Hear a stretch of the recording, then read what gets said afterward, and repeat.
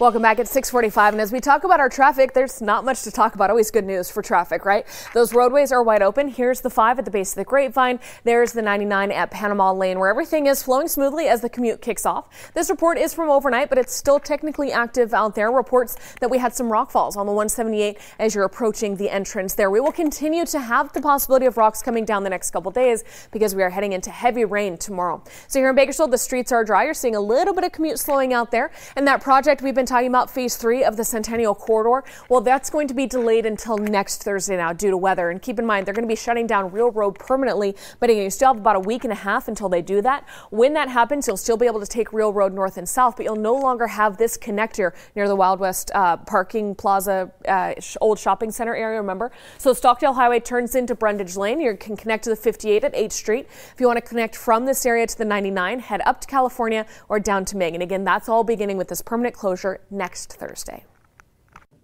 All right, Elena, thank you for that. And the search is on for the next fire chief of Kern County. Former Chief Marshal stepping down to take a position with the Office of Emergency Management in Services in California. Joining us in Studio B this morning to talk a little bit about it is Interim Chief David Witt. David, thank you for coming in. Well, thanks for having me. I appreciate it. Appreciate it. Now, I asked you this earlier. I'll throw it out now. Your name as the interim chief is obviously in the pool of candidates for the next chief job. Yes, definitely in the pool of candidates for the next chief job. And right now we're hitting the ground running and doing whatever we can to continue forward and do great things. Tell everybody quickly just a little bit about David Witt and your experience. Well, I've been with the Kern County Fire Department for 20 years. Mm-hmm. And before that, I worked with the state and the federal government and the fire service for 5 years. And while with the Kern County Fire Department, I've been over the helicopter program, the crew program, the dozer program, the fleet program, the logistical program. I've had the opportunity to work at a wide variety of stations, a wide variety of battalions. Grew up in Kern County, and just appreciate being here and working with all the great people with our department as well as the community. My kids are go to school here, and we live Perfect. here. Now, you are no stranger to the challenges that has faced this department in the past as far as funding-wise and getting the resources out that we need to do. What particular things do you plan to focus on should you become the permanent chief?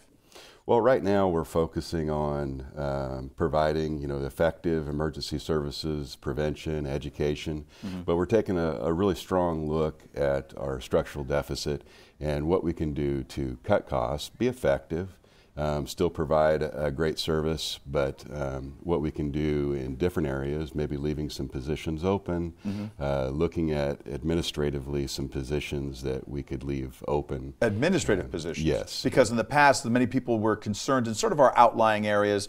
There were talk about maybe moving a 3-man crew down to a 2-man crew, but you say that's not an option here. No, that's not on the table right now for us to look at.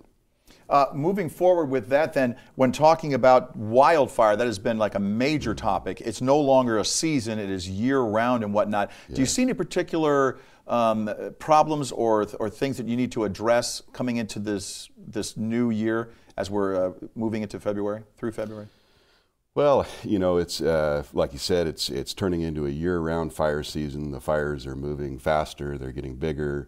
The new norm is big, strong, fast-moving fires, and we'll continue to train. We're, right now we're in the training season of developing people in different positions to be effective in the wildland fire season, and that's really what we're focusing on now, is just getting ready for fire season through training and looking at those kind of things. You talked about how the county fire draws its money out of a specific pool. The 1-cent sales tax was floated and defeated in the county through the law enforcement agency. Is that something that fire might sort of like entertain the idea of trying to push forward? Well, I think on the union side, there has been talk of a potential 1-cent sales tax being brought forward from our fire union. Okay, very good. And is there any, do they have given a timetable as far as when they expect to have a name for that permanent position?